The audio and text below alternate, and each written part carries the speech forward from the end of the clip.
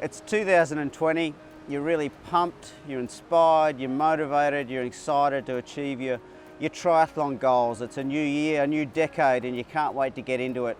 Maybe it's to do your first triathlon, maybe it's to do your first Ironman, could be to qualify for Kona in the Ironman World Champs, or maybe it's to look at trying to get onto a podium, your first podium in an age group race somewhere.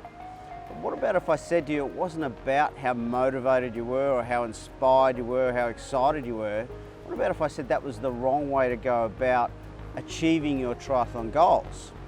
You see, as human beings, we have three basic psychological needs that we need to sort of take care of or to look into to help us achieve our best. We all have physical needs, such as the air to breathe. We have three psychological needs that we need to sort of take into account when we want to achieve our triathlon goals. And the first one of those is connectedness or connection. So we need to have an emotional connection to the process. It has to have an emotional feeling to it. We have to sort of really resonate with why we're doing it. If there's no emotional connection to the process of the swim, bike, run on a daily basis, well then we're not going to do it. You know, maybe that emotional connection comes back to our why. Maybe it's to lose weight, or like I said, it could be to try and qualify for Kona, or to do your first Ironman or your first triathlon. And when you think about that, it really sort of sends tingles down your spine or makes the hairs on your body stand up, and you get really sort of excited and emotional. So there's an emotional connection to it. And there has to be also a connection, I find, to other people. As human beings, we want to connect to others. All right, so it could be connecting to a squad or a club or a group of friends. They're going to help you in that process, help you achieve your goals. Or connect to a coach that's going to help you, guide you along that process of whatever it is that you want to achieve. So going back to your why. So it all comes back to that connection, that innate quality that we need as human beings to connect to the process and to connect to other people. The second one is all about mastery. So we've got to be able to master the skill. We've got to be able to get better. If we're not improving, well then we're not going to continue to do it.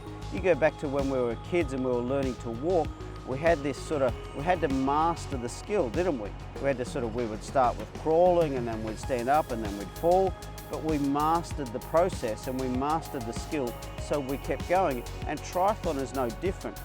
For us to continue, there's got to be this sense of continual improvement.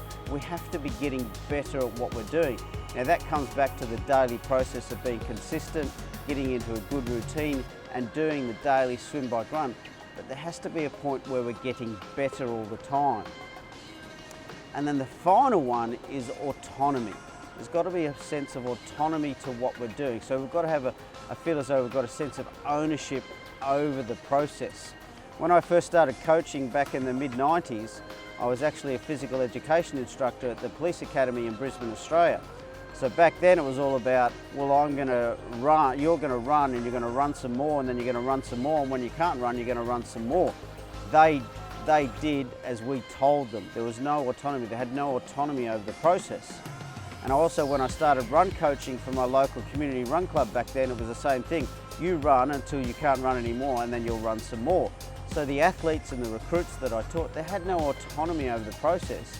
And it wasn't until I started coaching kids in my Learn to Swim school that I realised if I gave them a little bit of autonomy, they actually got better results.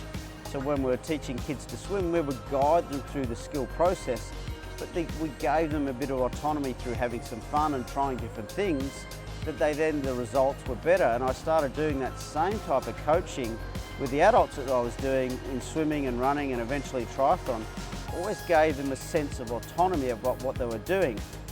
It's like if you're a parent and you're teaching your kids to ride a bike, you'll guide them along, but they'll steer the bike. You might push the bike at the seat at the back, but they'll be steering the bike, so they've got a sense of autonomy over what they're doing. And it's no different in your own process of getting better as a triathlete. There has to be a sense of autonomy. In fact, there was a recent study about sort of football players, soccer players, doing some repetitions, and they had to run a particular time, and the coach would say, all right, we're going to do 10 500 metres on this time with this recovery, and the players weren't able to achieve it. when the coach actually gave them a sense of autonomy about how much recovery that they could have, so they still had to complete it in a certain window, but by the players choosing the recovery that they could have, they were then able to run times that they'd never been able to run before, purely because they had a sense of autonomy over what they were doing. So as you head into 2020, this new decade, this new year, and you want to achieve your triathlon goals, go back to those basic psychological needs that we need as human beings. That ability to connect to the process, to connect to other people, that ability to be mastering our skill, to be getting better, and then that autonomy over what we're doing.